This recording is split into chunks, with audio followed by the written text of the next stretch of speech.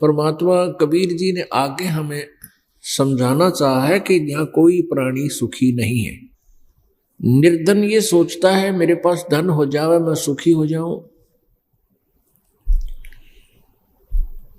लेकिन धनी व्यक्ति कभी सुखी नहीं हो सकता। वैसे तो इस काल के 21 ब्रह्मांड में, इस ज्योति निरंजन ब्रह्म भगवान के 21 ब्रह्मांड में कहीं सुख नाम की वस्तु नहीं है, लेकिन हम यथार्थ सुख से परिचित नहीं है, इसलिए हमने इस झूठे सुख को ही सुख मान लिया। परमेश्वर कबीर जी ने बताया है कि झूठे सुख को सुख कहे, ये मान रहा मनमोद,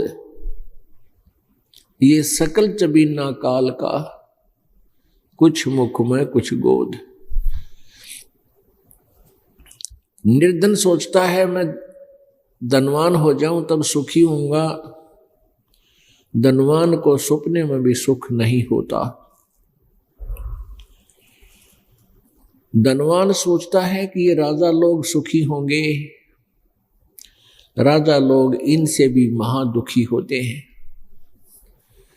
एक परिवार का मुखिया जिसमें 5-6 सदस्य ही होते हैं, उनकी व्यवस्था में, पालन पोषण में, उनके गर्मी सर्दी के कपड़े, ब्याह शादी, इसी व्यवस्था में कितना परेशान रहता है, कितना बिजी रहता है, वो सुखी नहीं होता। और एक बहुत बड़े अक्षेत्र का मुखिया, राजा जो है प्रजा का पिता होता है, और राजा को स्वाभाविक होता है कि उसकी जनता दुखी ना हो, क्योंकि जनता दुखी होकर के फिर विद्रोह कर देती है। उसकी एक मजबूरी होती है जनता को सुख खुश रखूं, उसको पूरी सुविधाएं दूं ताकि वह मेरा विरोध ना कर ले। तो इस कारण से राजा सारा दिन रात दुखी रहता है, क्योंकि एक छोटे से परिवार का मुखिया कितना दुखी होता है उनकी व्यवस्था में, और राजा तो फिर बहुत बड़े क्षेत्र का प्रबंधक हो गया। तो यहां परमात्मा कहते हैं राजा ये सोचता है कि स्वर्ग के देवता ही सुखी होंगे। स्वर्ग के देवताओं को भी कोई सुख नाम की चीज नहीं है। जिसको वो सुख मानते वो सुख नहीं, कुबद है, वो कुबद करते हैं। जैसे स्वर्ग में चले गए, स्वर्ग में क्या वस्तु है? अच्छे नाच गाने, नंगे नाच, सारे उल्टे कर्म है। अपनी कमाई तो यहाँ से पुण्य करके ले गए थे, वहां बैठकर उनको बर्बाद कर लेते हैं, और फिर आकर के पशु योनि में, पक्षी की योनि में यहाँ फिर कष्ट उठाते हैं। अब देवता लोग समझते हैं इंद्र सुखी होगा, इंद्र देवताओं का राजा है, लेकिन इंद्र के जीवन से आप परिचित हो जाओगे तो सपने में भी इंद्र की गद्दी राज्य की आप इच्छा नहीं करोगे, क्योंकि इंद्र अपने शासन काल को पूरा करके जब मृत्यु को प्राप्त होता है, वो सीधा गधे के शरीर को प्राप्त करता है, गधा बनता है। तो बताओ उसका क्या करेंगे? अब उस स्वर्ग के राज ने भी के चाटेंगे। अपने जो पुण्य थे वो तो राज्य के करके वहां बकवाद करके, क्योंकि राजा भी, इंद्र भी स्वर्ग सुखी नहीं है।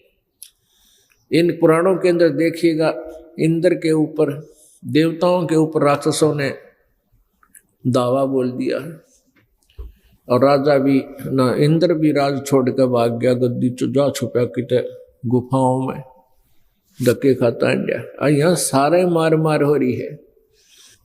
अब इंद्र सोचता है कि ब्रह्मलोक में गए हुए साधक वो ही सुखी होंगे। ब्रह्मलोक एक उच्च क्वालिटी का,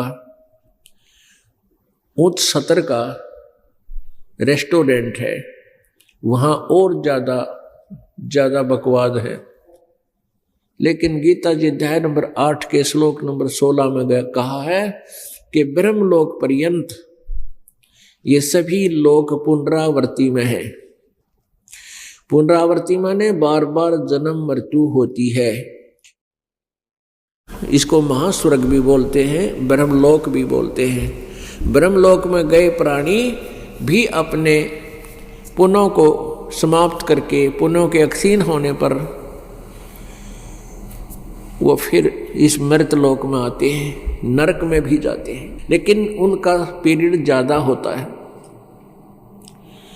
ब्रह्मलोक में गए हुए प्राणियों का समय बहुत ज़्यादा हो जाता है। वहाँ पर भी इस बात पर निर्भर करती है कि जिसने अधिक साधना कर रखी है ओम नाम की या गहन किए हैं, तो उसका शासन काल एक ब्रह्मा की मृत्यु तक भी रह जाता है। प्रत्येक का नहीं, विशेष का, लेकिन मृत्यु फिर भी होगी।